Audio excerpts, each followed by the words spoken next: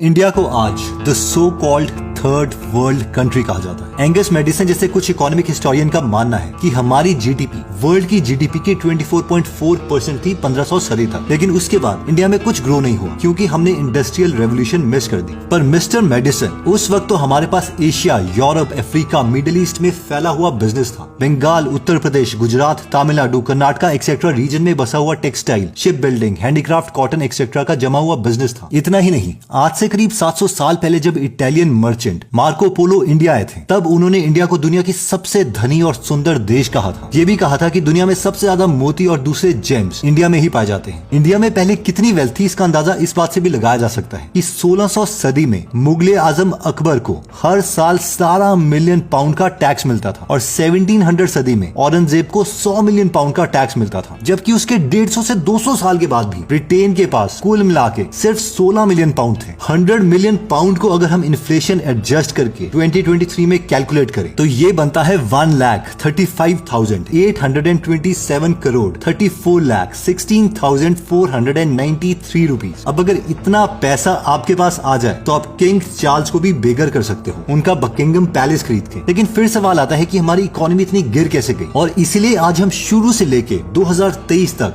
हर एक साल को एनालाइज करेंगे और ये जानेंगे कि किस पीरियड में एग्जैक्टली हमारी इकोनॉमी गिरी है। इन करीबन 2300 सालों को हमने 6 पीरियड्स में डिवाइड कर दिया है। पहला है मौर्यन पीरियड 321 से 185 बीसी। सेकंड है गुप्ता पीरियड 300 एडी से 800 एडी। थर्ड है सल्तनत पीरियड 1206 एडी से 1526 एडी। चौथा है मुगल पीरियड 1526 से लेके 1857 एडी। पांचवा है ब्रिटिश या फिर कॉलोनियल पीरियड 1857 से 1947 एडी। और फाइनली पोस्ट कॉलोनियल पीरियड 1847 से आज तक। तो देखते हैं किस किस टाइम में हमारे साथ क्या क्या हुआ। तो सबसे पहले स्टार्ट करते हैं मौर्यन पीरियड से। मौर्यन पीरियड इसलिए इंपॉर्टेंट है क्योंकि चंद्रगुप्त मौर्य ने चाणक्य की मदद से पहली बार ऑलमोस्ट पूरे इंडिया को एक ही शासन के अंदर लाया था। नॉर्थ में हिमालय से लेके ईस्ट में असम तक, वेस्ट में बलूचिस्तान से लेके अफगानिस्तान तक मौर्यन एम्पायर एक्सपेंडेड था। द ग्रेट अशोका के टाइम में मौर्यन एम्पायर के अंदर 5 मिलियन स्क्वायर किलोमीटर का एरिया था, जबकि अभी इसका सिर्फ 60% एरिया ही हमारे पास है। इंडिया एक ऐसा देश है जिसमें बहुत सारी रिवर्स है। इस फैक्ट को ध्यान में रखते हुए मौर्यन रूलर्स ने एग्रीकल्चर के डेवलपमेंट को प्रायोरिटी दी। कई जगहों पर फॉरेस्ट को हटा के एग्रीकल्चर फील्ड्स बनाई गई और अच्छी इरिगेशन के लिए डैम्स और रिजर्वायर्स भी बनाए। एग्रीकल्चर के साथ साथ कैटल और डायरी फार्म्स भी बनाए गए। श्रीलंका, इजिप्ट और ग्रीस जैसे देश के साथ इंडिगो, मेडिसिनल सब्सटेंसेस, कॉटन और सिल्क का फॉरेन ट्रेड भी चलता था। देखिए, किसी भी देश को अगर रेवेन्यू बढ़ाना है तो उसे इकोनॉमिक्स यानी अर्थशास्त्र को समझना पड़ेगा, और चाणक्य तो इसमें अच्छे थे ही। इसलिए मौर्यन रूलर्स इकोनॉमिक्स को बहुत अच्छे से समझते थे और अपने एम्पायर में पूरा टैक्सेशन सिस्टम उन्होंने डिजाइन किया था। मौर्य एम्पायर को लैंड टैक्स, टोल टैक्स, हर प्रोफेशन के लोग जैसे कि farmers, traders, craftsman, herdsman etcetera सब टैक्स देते थे, जिसे आज की टर्म्स में हम प्रोफेशनल टैक्स बोलते हैं। इस हिस्ट्री से इतना तो समझ आता ही है कि मौर्यन पीरियड में इंडिया के पास एक वेल कंस्ट्रक्टेड इकोनॉमिक सिस्टम था। एग्रीकल्चर था, क्राफ्ट्स थे और इवन फॉरेन के लोगों के साथ ट्रेड भी हो रहा था। तो इस टाइम में तो हमारी इकोनॉमी अच्छी खासी थी। नेक्स्ट आता है गुप्ता पीरियड। इस एम्पायर का सबसे इंपॉर्टेंट रूलर थे समुद्रगुप्त, जिसे हिस्टोरियन एवी स्मिथ ने इंडियन नेपोलियन कह के बुलाया था। समुद्रगुप्त ने विंध्या रेंज से लेके हिमालयन रेंज तक अपना एम्पायर स्प्रेड किया और साउथ इंडियन एम्पायर्स पर भी धर्म विजय हासिल की, जिसका मतलब है कि बिना कोई वॉर लड़े सारे साउथ इंडियन किंगडम्स ने समुद्रगुप्त की सुपरमेसी मान ली थी। गुप्ता पीरियड को गोल्डन एज ऑफ इंडिया भी कहा जाता है क्योंकि इस पीरियड में आर्ट,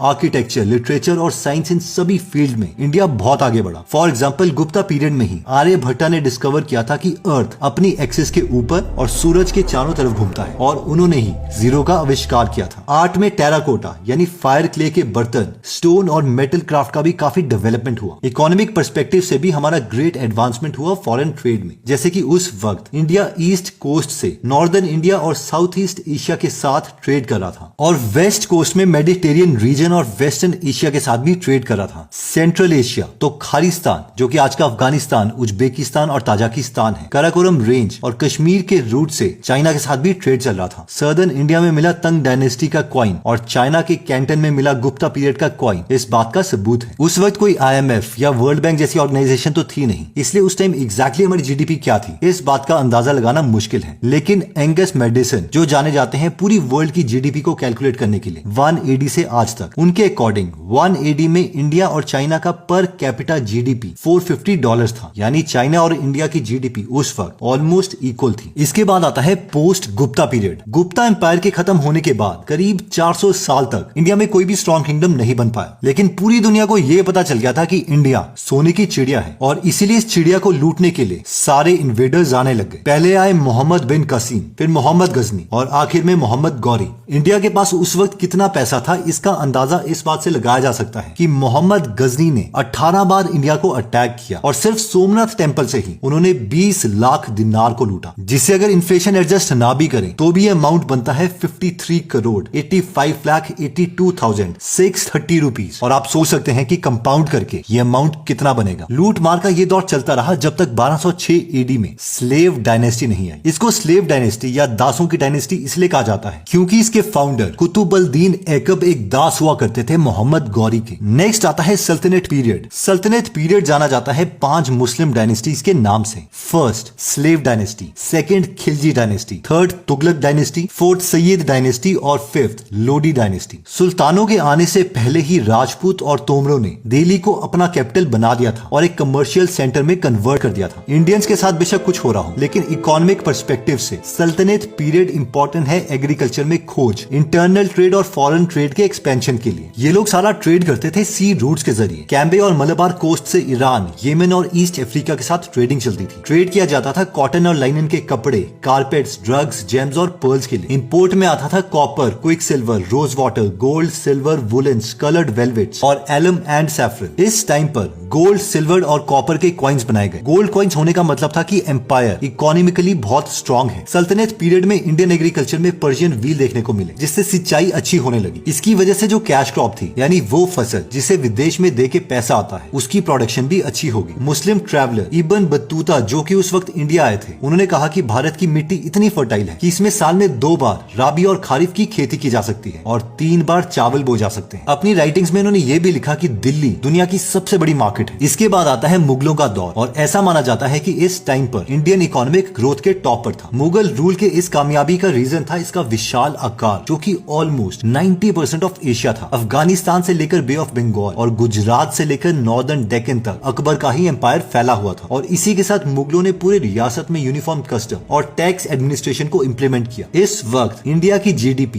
वर्ल्ड की GDP की 24.3% थी। यहाँ पर मुगल बादशाह अकबर के बारे में बताना जरूरी हो जाता है। अकबर ने अपने ब्रिलियंट पॉलिटिकल डिसीजन से इकोनॉमिकली मुगल एम्पायर को बहुत एक्सपैंड किया। अकबर को पता था कि अगर इकोनॉमिक प्रॉस्पेरिटी लानी है तो एम्पायर को पहले पॉलिटिकली स्टेबल होना पड़ेगा। उन्होंने सबसे पहले नॉन मुस्लिम्स के ऊपर से पिलग्रिम टैक्स को हटाया, जिसकी वजह से हिंदू अगर अपने धर्म स्थल पर जाते हैं तो उन्हें कोई टैक्स नहीं देना पड़ेगा। राजपूत राजाओं को अपनी तरफ करने के लिए उन्होंने उन्हें अपनी टेरिटरी रखनी थी, बदले में उन्हें अकबर को बादशाह मानना था और जरूरत पड़ने पर उन्हें अपनी सेना देनी थी। राजपूतों के साथ अपना रिलेशन अच्छा करने के लिए उन्होंने मेवाड़ के राजा बिहारीमल की बेटी जोधाबाई के साथ शादी कर ली। उस वक्त अकबर के मर्चेंट नेवी में 40,000 जहाज थे, जिसकी वजह से सल्तनत पीरियड से चलती आ रही फॉरेन ट्रेड बरकरार रही। वापस आते हैं मेडिसन साहब की कैलकुलेशंस पर, जिनके मुताबिक 1600 AD में इंडिया की GDP $74,250 मिलियन थी, जबकि उसी टाइम पर पूरे वेस्ट यूरोप की GDP सिर्फ $65,955 मिलियन थी। मेडिसन साहब के कहे मुताबिक अगर इंडिया में इंडस्ट्री थी ही नहीं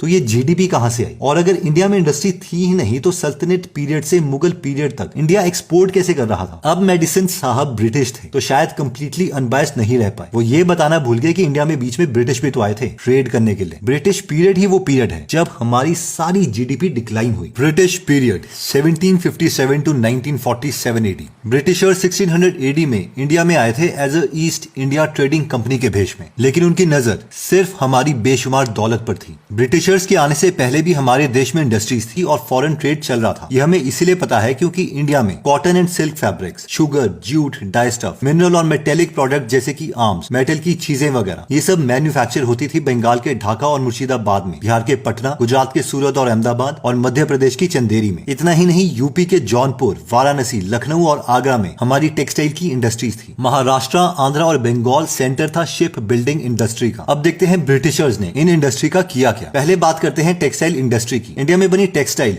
यूरोपियन मार्केट से जैसे कि मैनचेस्टर और पेस्ली से 50 से 60% सस्ती थी। ब्रिटिशर्स को पता था कि अगर ऐसे ही चलता रहा तो उनके देश की टेक्सटाइल इंडस्ट्री बंद हो जाएगी, तो उन्होंने भारतीय टेक्सटाइल्स पर 70 से 80% ड्यूटी लगाना स्टार्ट कर दिया, जिसकी वजह से इंडियन टेक्सटाइल का प्राइस इंक्रीज करना पड़ा और यूरोपियन मार्केट में हमारे प्रोडक्ट्स की डिमांड कम होने लगी। हैंडीक्राफ्ट इंडस्ट्री के साथ भी यही किया गया। सल्तनत और मुगल पीरियड के जो रूलर्स थे वो हैंडीक्राफ्ट इंडस्ट्री को काफी बढ़ावा देते थे, बट ब्रिटिशर्स ने इस इंडस्ट्री को इग्नोर किया और अपने प्रोडक्ट्स इंडियन मार्केट में लाने लगे। साथ ही में जो इंडियंस बाहर से पढ़कर इंडिया आए थे वो यूरोपियन स्टाइल को ही अच्छा मान रहे थे। एज ए रिजल्ट इंडिया में हैंडीक्राफ्ट इंडस्ट्री भी बंद हो गई। इन शॉर्ट, इंडियन इंडस्ट्रीज को खत्म करने के लिए ब्रिटिश गवर्नमेंट ने डबल स्टैंडर्ड पॉलिसी अपनाई, जिसका मतलब है कि उन्होंने यूरोपियन ट्रेडर से ऑलमोस्ट 0% टैक्स लिया, जबकि इंडियन ट्रेडर्स के ऊपर बहुत ज्यादा टैक्सेस लगाए। कॉटन इंडिया का मेन एक्सपोर्ट आइटम हुआ करता था और 1813 में कॉटन का टोटल एक्सपोर्ट 2 मिलियन पाउंड के बराबर था, जो ब्रिटिशर्स के आने के बाद पूरा का पूरा खत्म हो गया। नोटेबल हिस्टोरियन आरसी दत्ता का कहना है कि जो ईस्ट इंडिया कंपनी है और ब्रिटिश पार्लियामेंट है, उनकी इन नीतियों की वजह से जो इंडिया का रॉ मटेरियल है, मसाले हैं और दूसरी चीजें थी जो कि इंडिया का मेन एक्सपोर्ट मटेरियल था, ब्रिटिशर्स ने उस पर अपना कब्जा जमा दिया और ये सब सामान बाहर के देशों में एक्सपोर्ट करने लग गए। इसके अलावा जो इंडियन से ब्रिटिशर्स लैंड रेवेन्यू कलेक्ट करते थे, उसे इंडिया के डेवलपमेंट में खर्च करने के बजाय उसे यूरोप में अपनी लड़ाइयों के लिए यूज किया। For example,